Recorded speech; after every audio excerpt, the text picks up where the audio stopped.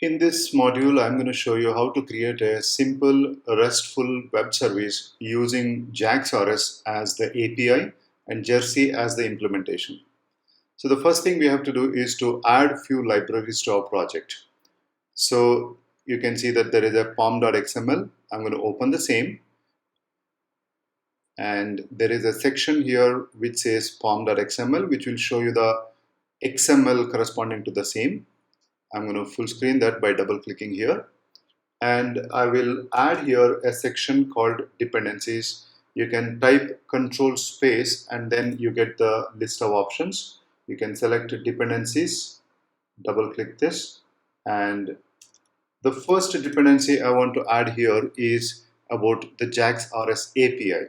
This dependency is about JAX-RS API, which is the JSR 311 standardized by Java community process, and we need an implementation for the same. And the implementation, we are going to use Jersey. Now, instead of using Jersey, you can also use something called REST-easy from JBoss. There are a few other implementations available. Now, every time I save my file, Tomcat is trying to reload the context. For the time being, I'm going to stop the Tomcat by clicking the red button there. Now, there is one more set of dependencies that we might want to work with, which is for converting our Java objects into JSON. And as soon as I save my file, Eclipse will download the necessary jars for our project. And they will be listed under Java resources, libraries, and you can see there is a Maven dependencies, and I've got all the jars from this. So in case if I remove any of these and save the file, you will see that the jar files are also going to be removed from the list of Maven dependencies. So let's add one new Java class into SRC main Java, and let's create a new Hojo class. The package name, I'm going to give it as co.vinod.resources, and the class name is going to be called hello resource.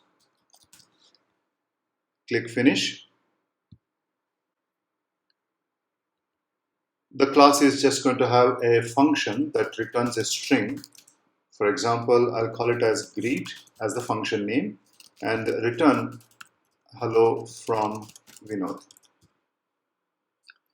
In order for me to expose this particular class as a web service, we have to associate a path to that. So I'll say @path and specify that this has to be accessed from the client as /hello. Now you have to import this path. There are many ways to import. I can just move the mouse on this error. It will say import path from Java XWS RS. This is one method to do. Now you also have to expose this function as a handler for an HTTP method.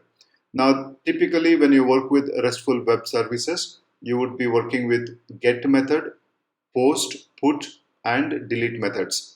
So to represent the same, this particular package has a couple of other annotations. For example, @get is an annotation that says whenever there is a get request for this particular URL, this is the function that should respond. Now, once again, get has to be imported, and this time instead of going with this option, you can select source, and there is an option called organize imports. On Macintosh, it's called Command Shift O. On Windows, it's Control Shift O. So if you press that, it will automatically add the import. Let me save this file. While we have got the web service ready, our Apache Tomcat has not been told that this is a web service.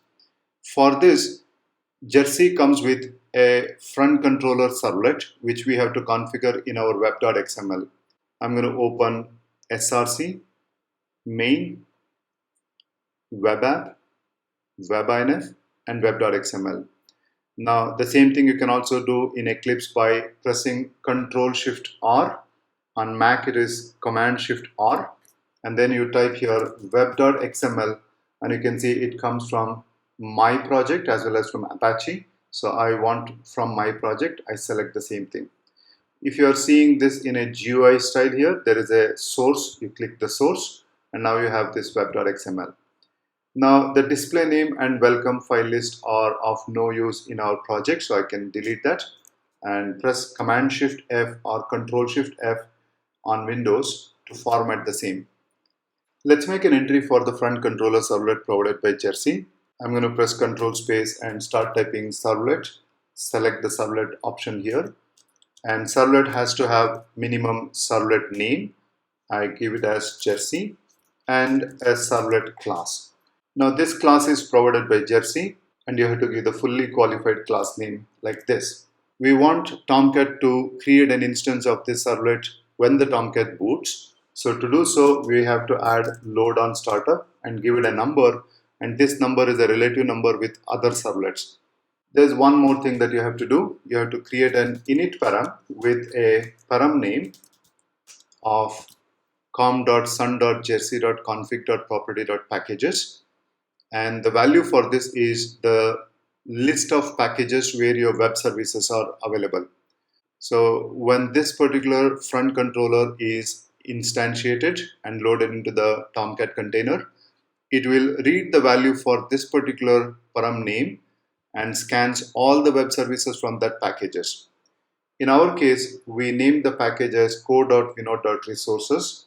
So I have to give the param value as core.vinod.resources. Now, in case if you have different packages consisting of web services and other related artifacts, you can give space delimited list of packages.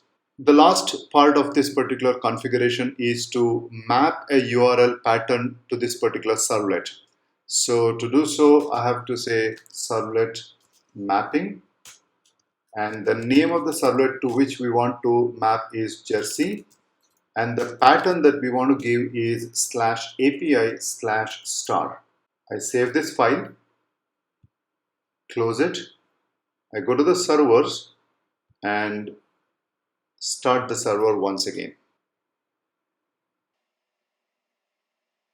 Now if you read the logs here, you can see that it says scanning for root resource and provider classes in packages core.vinod.resources, and it has also found one hello resource in the same package. When the server is running, if I go back to the browser and then at the end of this, if I type API/hello and press enter, you can see we get the hello message from Vinod.